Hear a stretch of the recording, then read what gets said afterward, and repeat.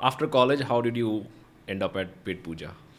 What's Okay. that journey? So after college, I was kind of lost. I did not want to. As you do, Huh?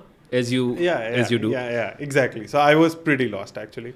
I was very clear of a couple of things. I did not want to work in mechanical engineering because I mean, while I love it, I love physics, I love mechanics, right? And even today, but the kind of roles mostly that mechanical engineering has are more of a mechanic than a mechanical engineer, especially in this country where R&D doesn't happen. I'm not saying it doesn't happen; it doesn't happen as much, right? So that was one. Second, I did not want to work with my father. Very clear on that. So while I tried doing that, you bring your conflicts home, and that's something I was clearly not okay with. So yeah, then I came back. We have a family office where we make investments into startups. So I worked with that. I realized that I need to know finance. I should be able to understand the first page of Economic Times, right? So Yeah. I started learning finance. During that time, I also took up 9 greenhouses on rent and grew around 450 tons of cucumbers and some 150 tons of bell peppers. I just thought farming was a great, and I still do think that is a great industry to be in, not just from an altruistic point of view, but even for profits, it's very profitable. The only thing that I realized is first you have to give a couple of years to it. You have to be again very technical there, because most farmers don't are not technical, and if you are, so just to give you an example, I know I'm digressing a little bit, but in India, an average cucumber farm does around 7 to 8 tons of cucumbers an acre per season. I managed to get it up to 35, and in Israel they're doing 350. So the Wow. kind of delta there is crazy, right? But also I realized that as a 22-year-old, I needed something 23-year-old. I needed something that inherently was faster.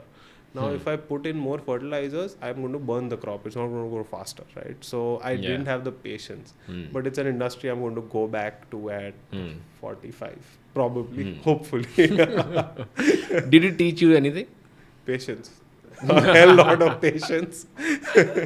And second, the importance of having reliable people with you. You cannot manage the business yourself. You can't always be there, so you need reliable people to run certain aspects, run operations, right?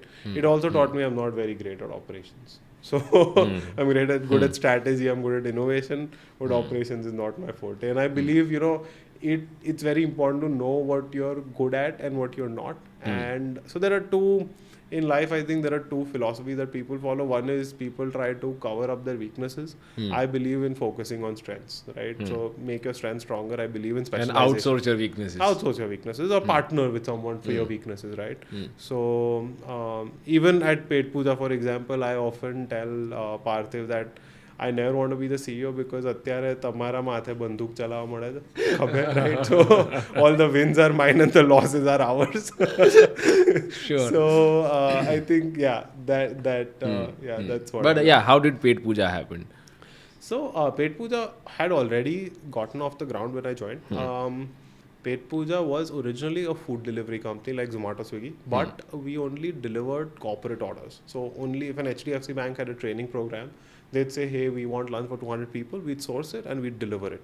But then we realized that this business at that time wasn't that scalable. The corporates didn't pay up on time, right? And there was a lot of murky things going on between the purchase guy at the corporates and the restaurant. There was a lot of collusion happening, and we didn't want to, expand that business.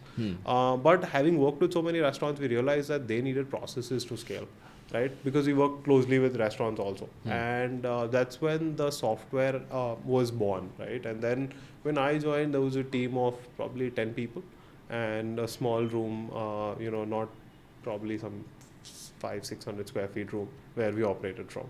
And yeah, that's when I joined. How did you drive, once you joined, how did you drive the growth? How did you drive the expansion? So one was product. I thought there were some things that were lacking in the product that I could identify and drive the product in a certain way. Second, I could bring in a culture of innovation, which is something I do even today. So how do you leverage hardware, AI, everything that's upcoming, technologies that are upcoming to actually benefit your business? And third is I was the one who started marketing. So there was no marketing going on before I came on board. I actually started that entire. It's not a division; it's a function. So I started that function, and marketing has been we're in B2B SaaS in the country. I think we'd be the best at marketing in the entire country.